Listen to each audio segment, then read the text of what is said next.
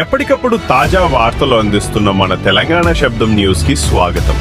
Subscribe to Telangana శబ్దం.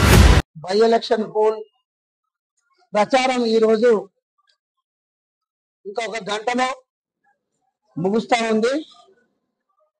ఎల్లుండి అంటే 11వ తారీఖు నాడు నవంబర్ జరిగే ఈ ఉప ఎన్నికలలో కాంగ్రెస్ పార్టీ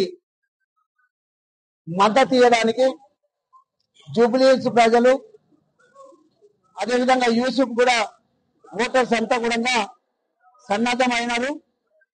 చాలా బ్రహ్మాండంగా పనిచేసిన ఈ కార్యకర్తలకు అందరికీ కూడా ధన్యవాదాలు తెలియజేస్తా ఉన్నాను.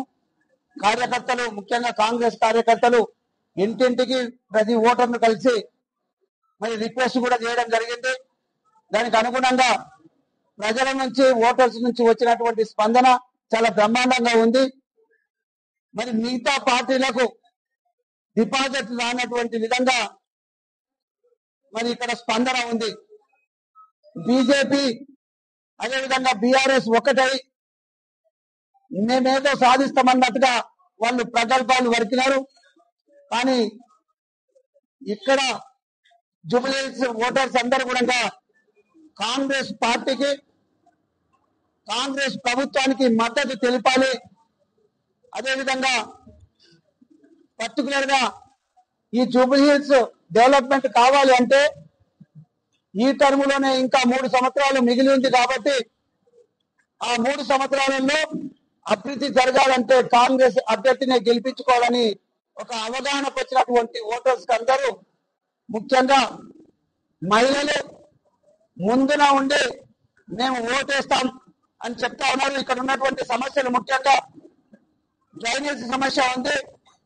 గత 10-15 సంవత్సరాల నుంచి పట్టించుకోకుండా ఉన్నటువంటి గత ప్రభుత్వం ఎక్కడికి మేము వెళ్ళినా కూడా ప్రచారానికి వెళ్తే ఈ డ్రైనేజ్ సమస్యను తీర్చండి, మేము ఓట్లు వేస్తున్నామని చెప్పినారు. ఈ కాంగ్రెస్ ప్రభుత్వం గౌరవ ముఖ్యమంత్రి గారి రేవంత్ రెడ్డి గారి ఆధ్వర్యంలో, వారి నాయకత్వంలో బ్రహ్మాండంగా ఇక్కడ ఉన్నటువంటి సమస్యలన్నీ మరి పూర్తిగా సాల్వ్ చేస్తామని చెప్పేసి ఈ సందర్భంగా తెలియజేస్తా ఉన్నాం.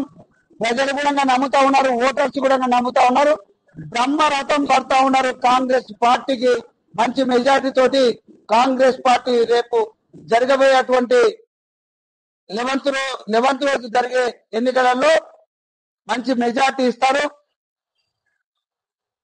మరొకసారి ముఖ్యంగా వివిధ డివిజన్ల నుంచి పనిచేసినటువంటి కాంగ్రెస్ కార్యకర్తలకు నేను ధన్యవాదాలు తెలియజేస్తా ఉన్నా. మంచి స్పిరిట్ తోటి పనిచేసినారు.